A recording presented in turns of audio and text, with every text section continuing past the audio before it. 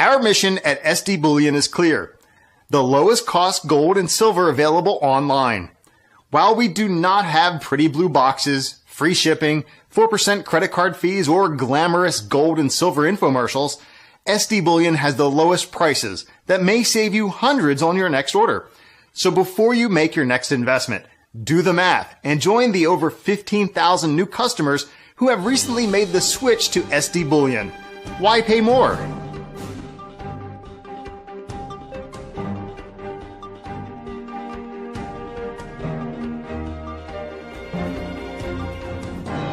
In the past, you've discussed how the Chinese yuan, the RMB, had not been included in the IMF's SDR basket of currencies.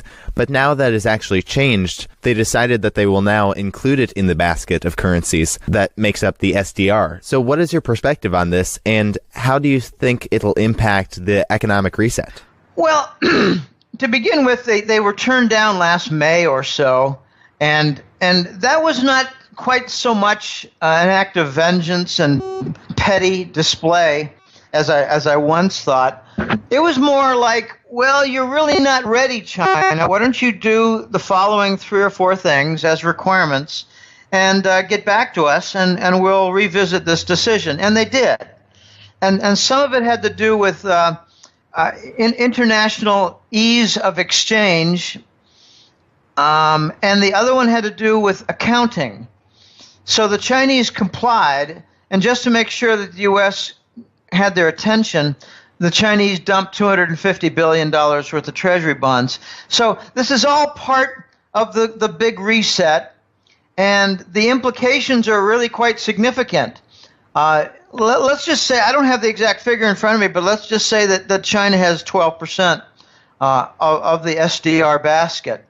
I don't know exactly what it is. I know it's in the teens, I think, but let's take the 12%. Well, that means that many banking systems across the world are going to start to dump treasuries and buy 12% of their reserves, like in South Korea, for instance. 12% they're going to make Chinese RMB bonds.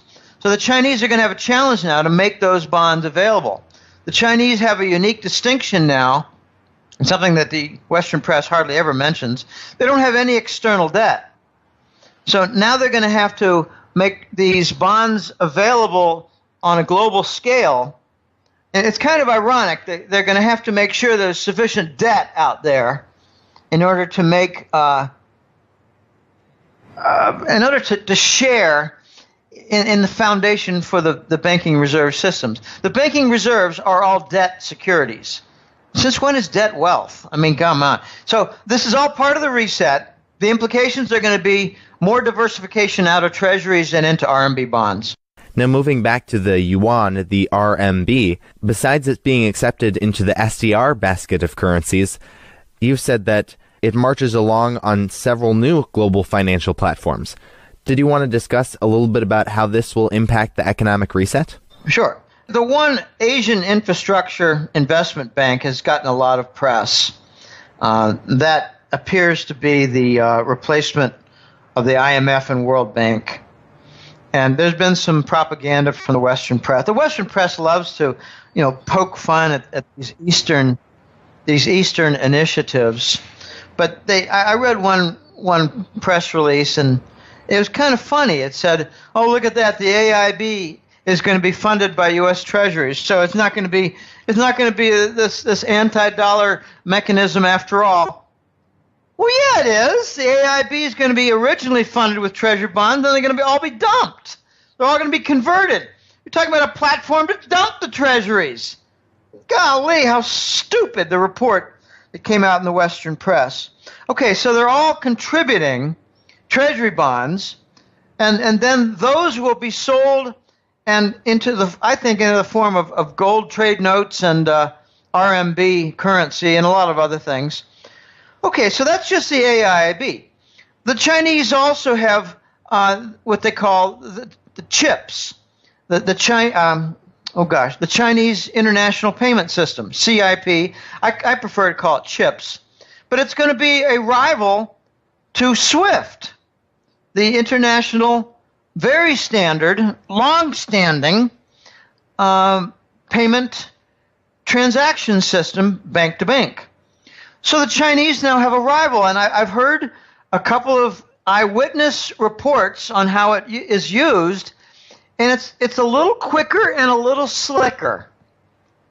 Apparently, you set up some background things, and then you do a password, and then you do like think of it as a super credit card or a super ID card, and you swipe it through, and poof, your $1.5 million has moved. You don't need the 2 days for it to clear through the Federal Reserve, which is basically a method for the Federal Reserve and the Western banks to collect the interest and steal it for 1 day. I know it doesn't sound like much, but if you do 100 transactions in the year, you're talking about theft of interest for 100 days. Okay, you've also got a debt rating service that's moving into place. I think it's called the Dong. No, I'm sorry. I used to have this stuff at the tip of my tongue, but I haven't written about it for a few months. They've got some debt service ratings, and they're going to be competing with Standard & Poor's, Fitch, and Moody's. It's a whole lot more than that. They've got this new development bank, and I like to tell the story. I repeat this story often, but it's kind of funny and it's worth mentioning. Originally, they called it the new development banks, the BRICS Development Bank, but now they're just calling it the BRICS Bank. Well, why isn't it development anymore? Well, it is development, but the AIIB is development.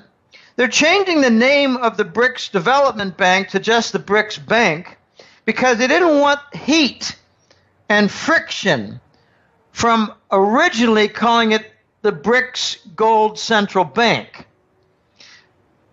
The BRICS Development Bank has now morphed to become the BRICS Bank, and it is going to be, I think, the location where a lot of U.S. treasuries and euro bonds and British gilts are sent to die. They're going to be shipped off to the new development bank where they're sold off and converted to gold bullion. So I believe the original BRICS Development Bank is going to be a dumping ground of treasuries and other sovereign bonds to buy gold. Okay.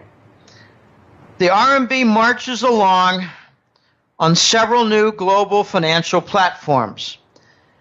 To begin with, way back in 2006, there was the yuan swap facility between Brazil and China. It was a prototype. You had 3 or 4 or 5 of the biggest Brazilian banks, and you had 3 giant Chinese banks, and they settled all their bilateral trade. They settled it all with Chinese yuan and real, no dollars. Now you have 32 countries that have yuan swap facilities, and if you think that's really just minor countries, you're dead wrong. It's Canada, Australia, Britain, Germany, France, Switzerland, and of course, a lot of the emerging market nations and Asian nations. So as you get more and more countries of the world participating in the RMB-related platforms, you're going to see less and less in the way of U.S. dollar trade settlements. And I think that one of the biggest things that's going to happen in 2016 is the rapid rise of trade settlement in the form of RMB, Chinese currency. Click here to subscribe for free so you will be notified when more of this interview is released. Or click over here to watch the full interview now. This video was brought to you by ReluctantPreppers.com. Click here to watch Reluctant Prepper's interview with Andy Hoffman, where Andy Hoffman explains why gold and silver are a means of protection against crisis.